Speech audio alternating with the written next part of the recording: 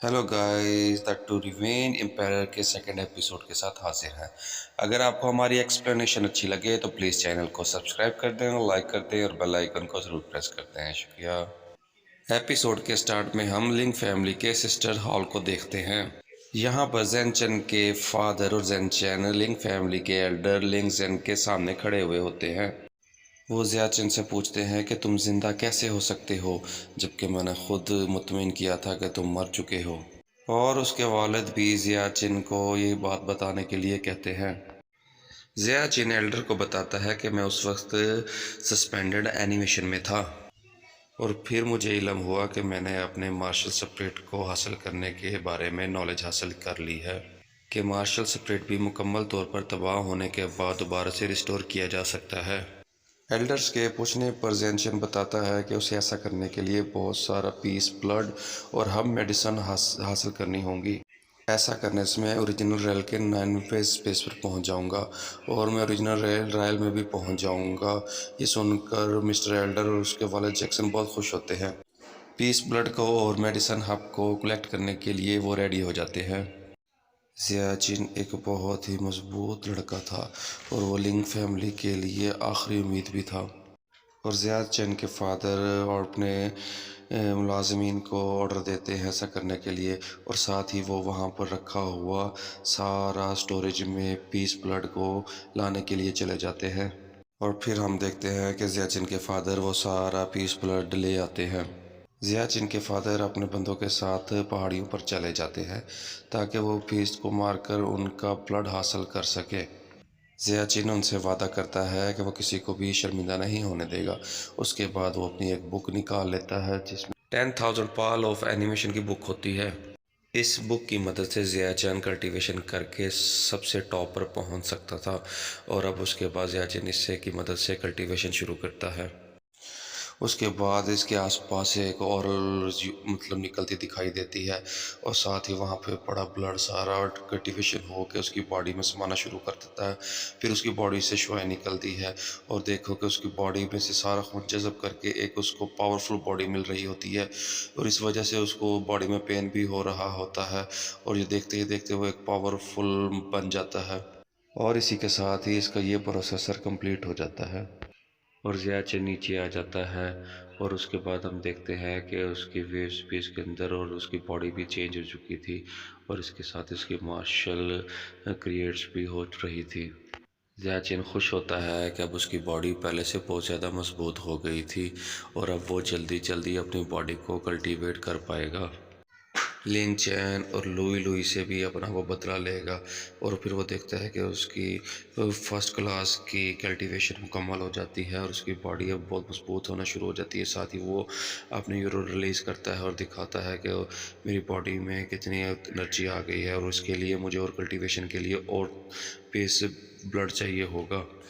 फिर वो बैठ जाता है कल्टीवेशन करने के लिए, और इसी तरह फिर 5 दिन गुजर जाते हैं, और कल्टीवेशन करते करते फिर 13 दिन गुजर जाते हैं, और वो अपनी कल्टीवेशन जारी रखता है। उसके वालिद उसके लिए बीस ब्लड और अब मेडिसन भेजते रहते हैं, और ऐसे ही कल्टीवेशन करते करते उसको 25 दिन गुजर जाते हैं। और जब वो आंखें खोलते हैं तो सब देखते हैं कि वो ओरिजिनल व्यू के 7th लेवल को भी ब्रेक थ्रू कर चुका था, और उसका हेवीली ट्रांजिस्टर भी अपग्रेड होकर रैंक सेकंड पर पहुंच जाता है। इसका मतलब ज़ियाचिन 3 महीने में ओरिजिनल रैंक तक पहुंच सकता था, जिसके बाद वो ज़ियांगचंग को मारकर ज़ेनचेन का बदला ले सकता था। और फिर एक आदमी भागता हुआ आता है और ज़ियाचिन को बताता है कि जो टीम हंटिंग करने गई थी उनके साथ कोई बुरा हुआ है, और वो ज़ियाचिन को साथ जाकर देखने का कहता है। ये सुनकर ज़ियाचिन परेशान हो जाता है क्योंकि उस हंटिंग टीम में उनके फादर जैक्सन भी मौजूद थे। नेक्स्ट सीन हमें असिस्टेंट हॉल का दिखाया जाता है। वहाँ पर हंटिंग टीम की कुछ डेड बॉडीज़ पड़ी होती है, और वहाँ पर मिस्टर एल्डर भी खड़े होते हैं और वो बात कर रहे होते हैं उनसे बदला लेने का जिन्होंने इस हंटिंग टीम को मारा है। लेकिन उनमें से किसी को भी नहीं पता होता कि उसे किसने कत्ल किया है। लेकिन वहाँ पर एल्डर फैमिली के एक एल्डर बताते हैं कि ये ज़रूर चैन फैमिली का होगा काम। مسٹر ایلڈر بتاتے ہیں کہ یہ ضرور چین فیملی کا ہی کام ہوگا کیونکہ ان کے ڈینگو کی سپورٹ حاصل ہے اور ہم ان سے ایزیلی فائٹ نہیں کر سکتے۔ پھر ایلڈر جیکسن کو ریسکیو کرنے کا پلان بناتے ہیں اور ٹھیک اسی وقت پی زین چین بھی وہاں پہنچ جاتا ہے۔ زیا چین اپنے والد کے بارے میں پوچھتے ہیں تو مسٹر ایلڈر ٹیکسن کو بتاتے ہیں کہ اس کے بارے میں بتاؤ۔ وہ کہتے ہیں جب ہم پیس بلڈ اکٹھا کر رہے تھے تو ہمیں 100 سے زیادہ بندوں نے ہمیں گھیر لیا تھا۔ اس کے بعد آپ کے والد نے وہاں پر خود کو گرفتار کروا کے ہمیں وہاں سے بھیج دیا ہے۔ اب ہمیں نہیں معلوم کہ اب وہ کہاں پر ہے۔ اپنے باپ کے گم ہونے کا سن کر زیا چین کو غصہ آ جاتا ہے اور ساتھ ہی وہ اپنے آپ سے باہر ہو جاتا ہے۔ یہ دیکھ کر سارے اس کو شانت کرنے کی کوشش کرتے ہیں اور وہاں پہ کھڑے سب لوگ زیا چین کو کہتے ہیں کہ زیا چین تم پریشان نہ ہو، تمہارے والد بہت سٹرونگ آدمی ہیں، ان کے پاس بہت ساری شکتی ہیں اور انہیں کچھ نہیں ہوگا۔ اور وہ کہتے ہیں کہ تم لوگ سارے جاؤ اور وہاں پہ جا کے تلاشی کرو کہ وہ کہاں چلے گئے ہیں۔ زیا چین بھی اپنے والد کے ساتھ ڈھونڈنے کے لیے کہتا ہے اور وہاں پہ کھڑے ایلڈر ان کو صاف انکار کر دیتے ہیں کہ تم نہیں جا سکتے کیونکہ وہاں پر جو گھوسٹ ہوتے ہیں ان کا جو لیول ہوتا ہے وہ 5 سے اپ گریڈ ہوتا ہے اور ان سے فائٹ کرنے کے لیے کم سے کم اپ گریڈ لیول 5 ہونا چاہیے۔ یہ سن کر زیا چین کہتا ہے ٹھیک ہے، میں ہو سکتا ہے میں تمہاری کوئی مدد کروں، اور اس کے بعد وہ اپنی پاور کو یوز کرتے اوریل یوز کرتا ہے اور سارے بندے اس کے اوریل کی پاور دیکھ کر حیران ہو جاتے ہیں اور کہتے ہیں یہ تو 7th لیول گریڈ کی اوریل پاور ہے اور تم نے اتنی جلدی اپنا آپریشن کیسے کر لیا ہے، اور وہاں پر جانے کے لیے تو 7th گریڈ کی اوور ہونا چاہیے۔ ایسا دکھا کر زیا چین ایلڈر کو کہتا ہے پلیز اب مجھے جانے کی اجازت دی جائے۔ اس کی پاور دیکھ کر ایلڈر بھی کہتے ہیں ٹھیک ہے تم جا سکتے ہو، لیکن تمہارے اپنے انکل کی پیروی کرنی ہوگی۔ وہ وہاں سے سارے ریسکیو ٹیم لے کر وہاں سے نکل پڑتے ہیں۔ اس کے بعد ہمیں وہ پہاڑیوں کا سین دکھایا جاتا ہے جہاں پہ بیس بلڈ کو اکٹھا کرنے کے لیے مونسٹر ہوتے ہیں اور انکل زیا چین کو بتاتے ہیں کہ وہ میرے ساتھ ہی رہے کیونکہ یہاں خطرناک پہاڑیوں کے ساتھ ساتھ خطرناک مونسٹر بھی ہے جو کہ بہت خطرناک طریقے سے حملہ کرتے ہیں۔ تبھی زیا چین کو کچھ فیل ہوتا ہے اور وہ انکل کو رکنے کے لیے کہہ دیتا ہے کیونکہ ٹھیک 100 میٹر کے دور پر ان پر کوئی ایک حملہ ہونے والا تھا۔ انکل کہتا ہے کہ ہمیں تو ایسا کچھ بھی نہیں نظر آ رہا، لگتا ہے تم ان پہاڑیوں پر پہلی دفعہ آئے ہو اس لیے تم نروس ہو رہے ہو۔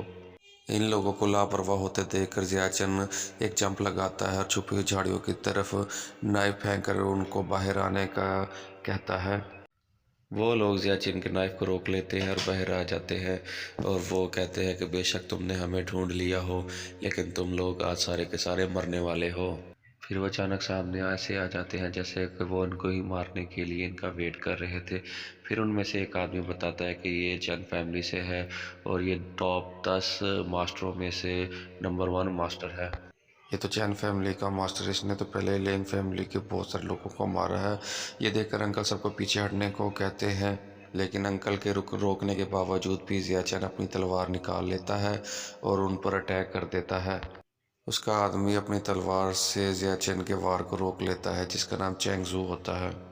وہ زیا چین سے کہتا ہے کہ تم نے ماسٹر ایکس زو کی انسلٹ کرنے کے بارے میں تمہیں قتل کر دوں گا۔ چینگ زو کو دیکھ کر اس کے ساتھی زیا چین کو پیچھے ہٹنے کو کہتے ہیں کیونکہ وہ ایک ایسا شخص ہے جو ڈیوائن سکل کے ساتھ پیدا ہوا تھا۔ تبھی زیا چین اپنی تلوار سے زینگ چو پر حملہ کر دیتا ہے جسے وہ بلاک کر لیتا ہے۔